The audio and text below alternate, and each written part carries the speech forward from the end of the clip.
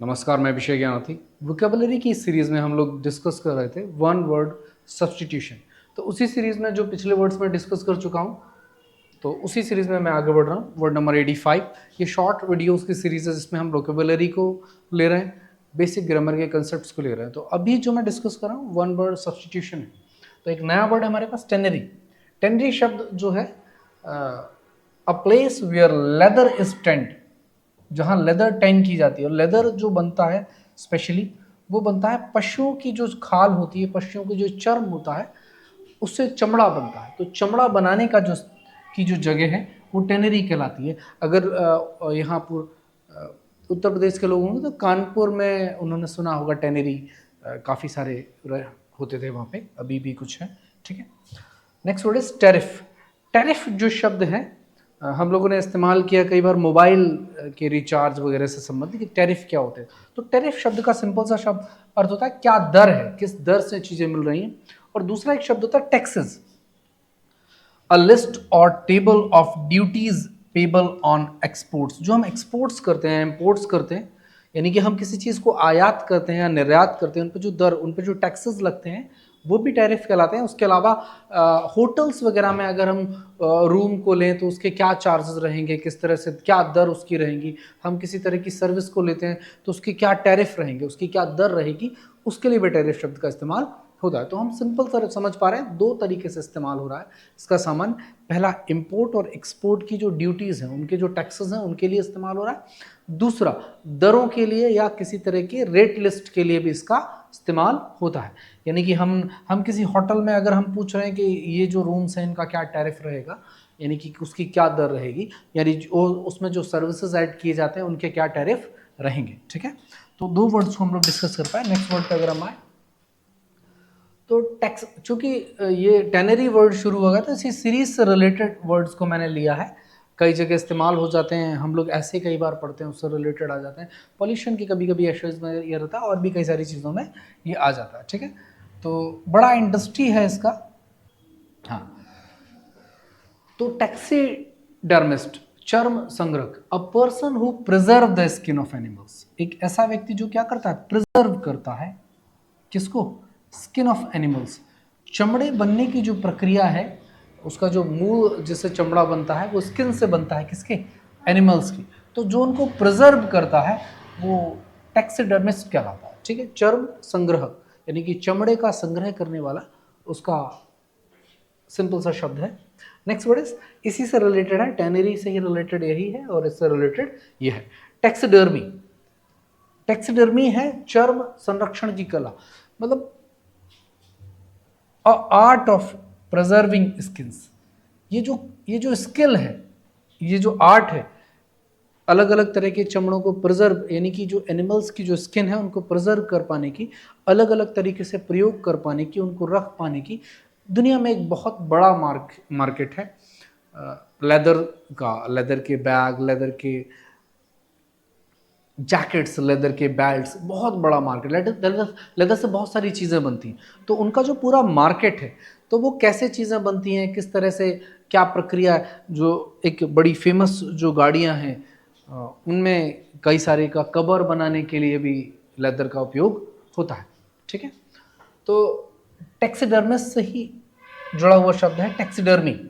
तो art of preserving skins. Next word की तरफ हम लोग चलते हैं, यूनानिमस। यूनानिमस मतलब है एक मत हो जाना, होता है ना, सर्वसम्मति से ये निर्णय लिया जाता है।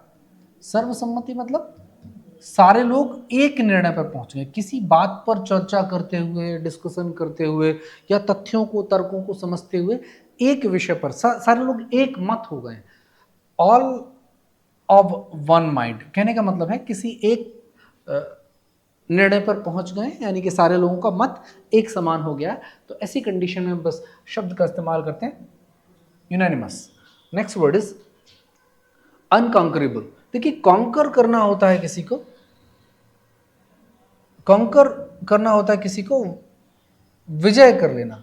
तो अनकॉन्करेबल जिसको विजय ना किया जाए, जिसको जीता ना जा सके। That which cannot be conquered, जिसको कॉन्कर नहीं किया जा सकता, वो अनकॉन्करेबल कहलाता है। सिंपल सा वर्ड है, कॉन्कर से बन रहा है unconquerable. Okay, next word is vagabond शब्द जो इस्तेमाल होता है, एक शब्द कभी कभी हिंदी में लोग बोलते हैं घुमक्कड़ या आवारा या एक पॉजिटिव वे में भी इस्तेमाल हो जाता है कि सन्यासी, वैरागी। ऐसे लोग जो किसी एक जगह टिक कर नहीं रहते, चलते रहते हैं और अपनी एक अलग दुनिया में। तो a person who lives wandering life, कई सारी धार्मिक व्यवस्थाओं में ये व्यवस्था है कि आप एक जगह रुक नहीं सकते, आपको चलते रहना है। तो उनके लिए ये बिल्कुल सही शब्द है तो मैं नहीं कहूँगा, लेकिन कुल मिला के इस शब्द का जो प्रयोग होता है वो ऐसे लोगों के लिए होता है जो किसी एक जगह टिक कर नहीं रहते। क्या मतलब? कहीं एक जगह नहीं रुकेंगे, चलते रहेंगे। आवारा, घुमक्कड़, चलते फिरते रहने वाले, घूमना फिरने वाले, अलग अलग इसका हिंदी अर्थ हो सकता है। तो a person who lives wandering life, it means vagabond. Next word is थोड़ा सा लंबा वर्ड है, वेलिटिनेरियम, जो हमेशा, कई सारे लोगों में समस्या होती है। One who always thinks himself to be ill. कुछ लोग अपने खुद को लेके बड़े वरीड होते हैं, बड़े चिंतित होते हैं, बहुत ज़्यादा सोचते हैं, बहुत ज़्यादा उनमें वहम आ जाता है, भ्रम आ जाता है, या वो ऐसा सोचते रहते हैं कि शायद वो बीमार है, अपने बारे में बहुत ज़्यादा चिंता करते हैं। कई बार उनको यही लगता रहता है, ऐसे कई सारे लोग होते हैं, बहुत ज़्यादा अपने बारे में सोचते हैं, चिंता करते हैं, उनमें भ्रम, उनके मन में ये बात बैठ जाती है कि वो शायद बीमार हैं, अभी और ज़्यादा समस्या हो जाएगी, कोई दिक्कत हो जाएगी, ऐसा वो सोचते रहते हैं। इनके लिए इस शब्द का इस्तेमाल होता है। कभी कभी आपको इस शब्द को देखने को मिल जाएगा और ऐसे लोग बहुत सारे आपको मिल जाएंगे। बहुत सामान्य सा शब्द है वलाइज, वलीज भी इसको बोला जाता है, वस्त्रों का झोला। मतलब बैग, जो आपके जो क्लोथ्स हैं उनको रखने के लिए जो बैग्स होते हैं उसके लिए इस्तेमाल होता है, और काफ़ी इस्तेमाल होता है इस शब्द का। और नेक्स्ट वर्ड बहुत सिंपल सा शब्द है, नेचुरलिस्ट।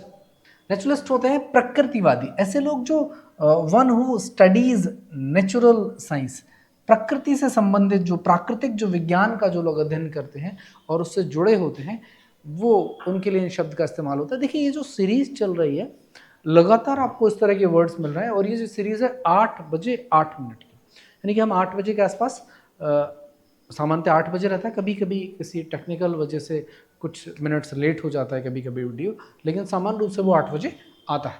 तो ये छोटी जो सीरीज शुरू की गई, ऐसे लोगों के लिए जो किसी कॉम्पिटिटिव एग्जाम की तैयारी कर रहे हैं, ऐसे लोग स्पोकन इंप्रूव करना चाहते हैं, ऐसे लोग जो सामान्य रूप से अंग्रेजी को बेहतर बनाना चाहते हैं, तो बेहतर बनाने की प्रक्रिया में वोकेबुलरी का बहुत ज़्यादा इंपॉर्टेंट होता है। बहुत लंबी सीरीज़ है, कई सारे वर्ड्स आपको मिलेंगे, तो stay tuned, see you in